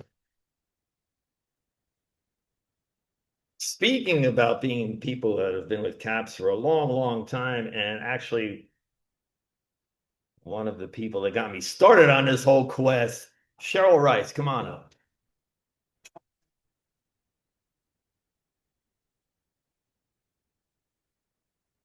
He never misses an opportunity to blame me. It's that postcard. It- It was that postcard, wasn't it? Dear Miss Rice, it was so cute. Miss. I still have it. Tell the story. This is an ancient It is. myth. I went to graduate school in Albany for a year, so I have half a master's. And I used to come down to Kingston once a month and do an open mic at the Air Studio, which is no more. And I don't know how he found out about it, but there was this postcard at the Air Studio once waiting for me. Dear Miss Wright. It was Mr. Jurkovic inquiring about the open mic. I made it into a t-shirt once. I got to do that again. It's so cute. And then he led me down the path, you know, so cute. There's no degree, no air studio. Nothing. But they're out of those because. And maybe a t-shirt. And maybe a t-shirt. Maybe a t-shirt or two for free. So years ago, I used to be a regular at the Dodge Poetry Festival. And one year I was there and my sister called me on my little flip phone and said, Paul Newman died. So I wrote a poem about Paul Newman at the Dodge. And then as we know, Mr. Redford passed away recently. And my friend Guy said, are you going to write a poem about Robert Redford? I said, I hadn't thought of it, but I had to mull it around a little bit. And I came up with something. Ocean and sky. The cliffs were real, and so was the mattress 6 feet below, believing Butch and Sundance too valuable to actually take the leap. Newman's sky blue eyes, a perfect match for Redford's ocean. Instead of dead, we like to think of them both riding the pampas of Argentina, evading the Pinkertons in balmy Bolivia. There is no proof that Butch and Sundance ever died at all. Modern DNA samples disproving the corpses in their assumed graves are truly theirs. Likewise, I have no proof that Paul is dead. Telephoto shots of a gaunt, blue-eyed visitor to the racing pits, gray hair barely visible at that distance. Could have been anybody. Sunburn, crumbled complexion of the indie film maven is no match for Gatsby's moonlit countenance pining for that shell of a woman blown onto the North Shore behind the green egg light. That first step for the boys was something of a Lulu, but did anyone really see them land? Did anyone witness the river carry them lifeless to their next adventure beyond? I prefer to think of their incandescent selves rising from those white cliffs, lifting each other, dice, pistols falling away, suddenly obsolete. I prefer to think of myself suspended over that hilltop, waving them on, hoping DVDs have a longer life than we've been led to believe, hoping New Jersey has restored itself in my absence to its former hallowed glory of bulb and flash. Oh yeah, there's basically no more Dodge anymore either, so it's just another shell. Another show. Well, they're still doing it. They're still doing it. They're still doing it, but whether or not they let anybody in this room do it is all of us. Yeah, not like. Kathy Burns, you're next. Kathy Burns, everybody.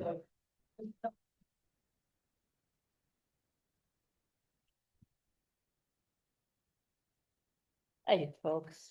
I am so glad we're back to real live stuff. And I just came upon this morning in Hudson Valley 1. I was like, yes, yes. So it will be a dueling phone deal. She didn't have time to copy it. All righty. So I will give you 2 strands of haiku. Strand, I mean, the haiku are little knots on a theme. So here we go.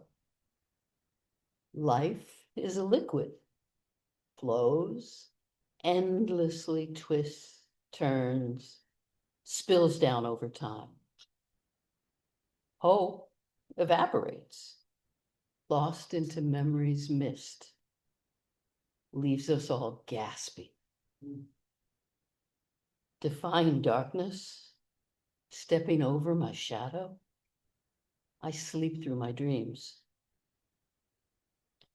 Will we turn and look? Trail of crumbs that led us here? They walked through time. We slide into deep pool. Water wash away life's dirt. go towards light. We're only light and dust shining on as we sift down through time's fragile wind. And then this next strand is after a book I came upon called The Inner Clock. It's by Lynn Peoples. It's about the circadian rhythms in all life forms. I highly recommend it. It changed my health, both physically and mentally, since I read it in September. Busy little cells, ticking our time along rhythms, clocking history, awash in old dreams, memories flood past my gates, foundations crumble. Our lives fall like leaves, our crunchy bodies return, destined to be earth. There's no mystery. All life is meant to die off, including our flesh. Microscopic lives live not just under the lens we wiggle daily. Frozen memories, triggered by little things, melt, blur reality. Then, one more tiny one that has little tanka at the end, which is a little bit different rhythm. Here we go. Humbly shelter, deep inside your peaceful, vagrant hope shivers. Treachery of time kills a little each moment, sculpts us into stone. And then the tanka, which is a 5-7-5-7-7 pattern of one of the forms. New to me. Here I am again, wandering around without date or map or clock. Hear me wondering aloud? Listen without following. Thank you, folks.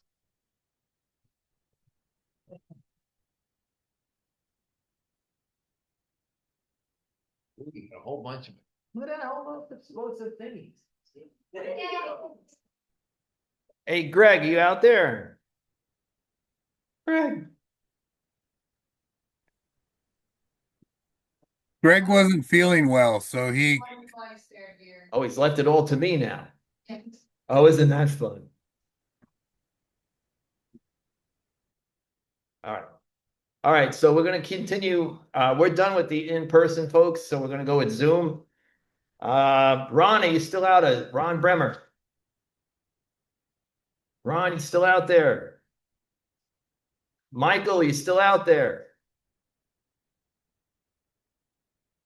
Lori T, are you out there? I'm out here. This is Julie. Oh, Julie, yeah, go for it. Yeah, I would love to read. Julie, yeah, man. He put you down as Lori, sorry. Oh, okay. So okay. Something a little different. Death of the stink bug. Do stink bugs feel pain? I wondered as I watched the stink bug rise in the pale green dregs of my Chobani key lime yogurt cup. Its 6 legs spasmed frantically after I sprayed it with Zevo insect killer. Safe around people and pets, the label said. Powerful blend of mint and rosemary. Adjust nozzle to narrow and spray insect thoroughly until wet. I carefully followed directions. The scent was faintly fragrant, like Febreze, but the bug refused to die, flipped over, tried to climb the side of the yogurt cup. I sprayed again, and still the stink bug struggled, refusing to succumb. I didn't clock the death throes, but it seemed to take forever. It didn't manage a single stink. Do stink bugs feel pain? I asked co-pilot. Artificial intelligence seemed ambivalent. Insects can detect harm and react to it, she said, but evidence suggests they don't experience pain or suffering as humans and animals do. Researchers say bugs have central nervous control over nociception, but does scientific jargon mean there isn't any suffering? Do stink bugs feel pain? I'm still not sure, but 3 more are crawling on my window glass, soaking up the sun. I guess I'll wipe out the whole damn family.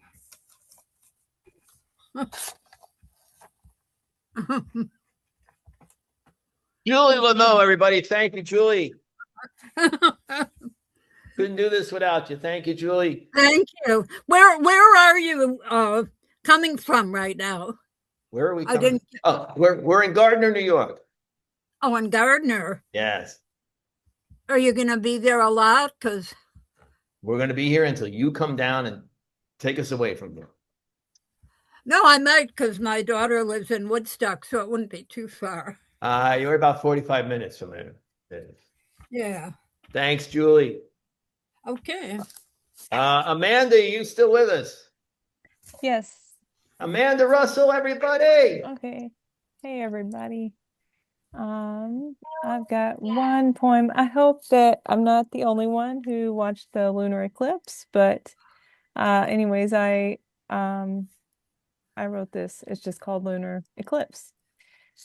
So, look, behind those clouds, that's the moon, with the shadow of our whole world on it. What a big splash. Even if we can't lower our triglycerides, we could lower our weapons. Don't shoot, says the blood moon, and I lower my camera. One picture is enough. She's between power lines and clouds of ice. It's not all fluff up there. The American flag? Did we think we could claim her? The moon? How many times has she revised herself and shown down the same message? We're not reading it right, that poem that she is. Thanks, everybody. Good to see you, Amanda. Thank you. Well, one of the reasons that we wanted to do this as a hybrid is where everybody is calling in from. You know, Donna was calling in from Australia. Amanda is down in Texas. So, and Jude, are you with us? Is Jude still with us? Yeah, yes, I am. Yes, I am. Go yes, for I it, am. Jude. Jude Marr, everybody. Thank you. Yeah, I was going to read something else, but I've changed my mind because you mentioned my old friend Ruth Dannon. And so I'm going to read a poem that was inspired by a prompt that she gave me many years ago. This is called Public Service Announcement. Candles are always dangerous. The smallest spark is potential conflagration. But when the power goes out, I strike a match. A candle gives off enough light to let a person feel they still exist. A cigarette can be a celebration if you spray it with glitter. Smoking a cigarette for company, I make a matchstick forest, burying ends in sand. My last candle has melted. I am not spent yet. There is enough friction in me to start a small fire. I'm not an arsonist, only a seeker after light. I stay in my sandbox because sand puts out fire. Sand also holds back flood. In the theater of my room, shadows are more real than mysterious. Am I actor or audience? If I spray glitter on my skin, does that make me complicit? I sleep head to toe with my charred remains. The smell of sulfur surrounds us and keeps us safe. I light my last cigarette with a resurrected match. What day is this? The smell of sulfur is all that remains. Thank you. Everybody. Jude is calling in from Portugal, everyone. So please, and he will also be one of our featured readers on May 1st when we're back here with Roberta Gould and Irene O'Garden. So please coming out when you can. Our next Zoomer, the one, the only, the man from New Paltz, Mr. Tim Brennan is still with us. Tim Brennan. I think he's not. Okay. That'll happen. Sam Harty, are you with us? Absolutely. Sorry about the no camera, though. It's broken. That's okay. Go for it. All right. My poem is called Dust. Old boxes in the attic, tucked away. Bits and pieces of a time I hardly remember anymore. Back when I held silence and smiled a lot, just to keep the peace. Coated with dust, I opened one at a time, remembering when life felt small, stifled, without options. Bubble wrapped tightly, each item protected from view, from use. A lot like my voice. For years, I packed myself away in careful layers, laughing when I wanted to scream, smiling when I wanted to cry, making myself small to fit inside other people's rooms. But sometimes the contents shift in even the sturdiest containers. Just like sometimes a room can no longer contain that which needs to expand, to explore, to explode. So I unpack, unbox, and move to a place I know I can fit. Because depth doesn't always fit inside shallow rooms. Thank you. Thank you, Sam.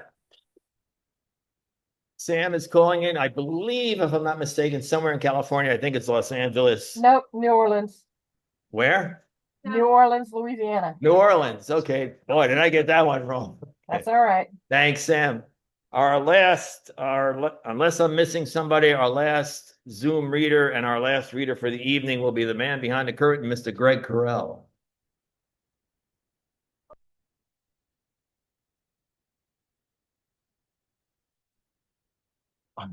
There he is.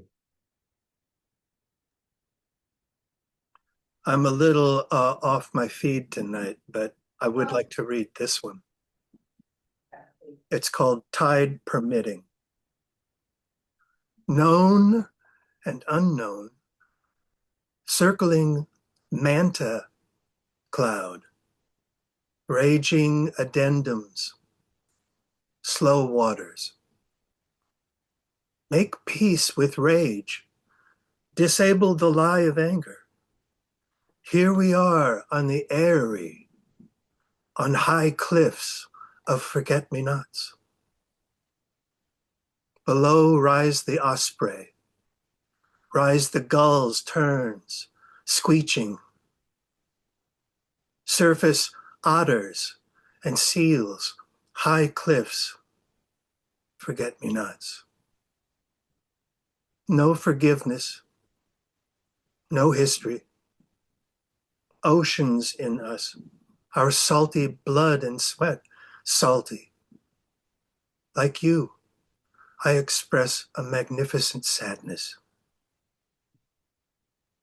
Unscreamed, stays with you, always.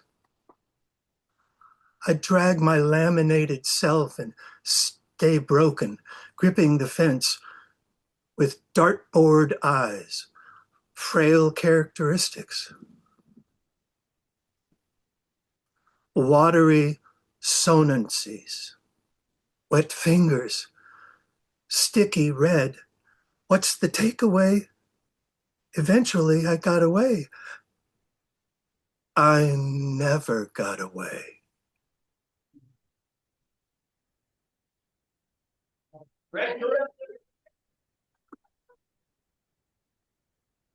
Thank you, Greg. Thank you all the Zoom people. Martin, Mary, thank you very much. I want to thank you all for coming out for the first night. On March 10th, which is this coming Tuesday, coming in from Ireland on Zoom only is Catherine Ronan. Laura Daniels from New Jersey on March 19th will be Laura Daniels on Zoom only. And then we will be back here on April 3rd with Ruth Danon, Matt Spearing, and Tim Tomlinson.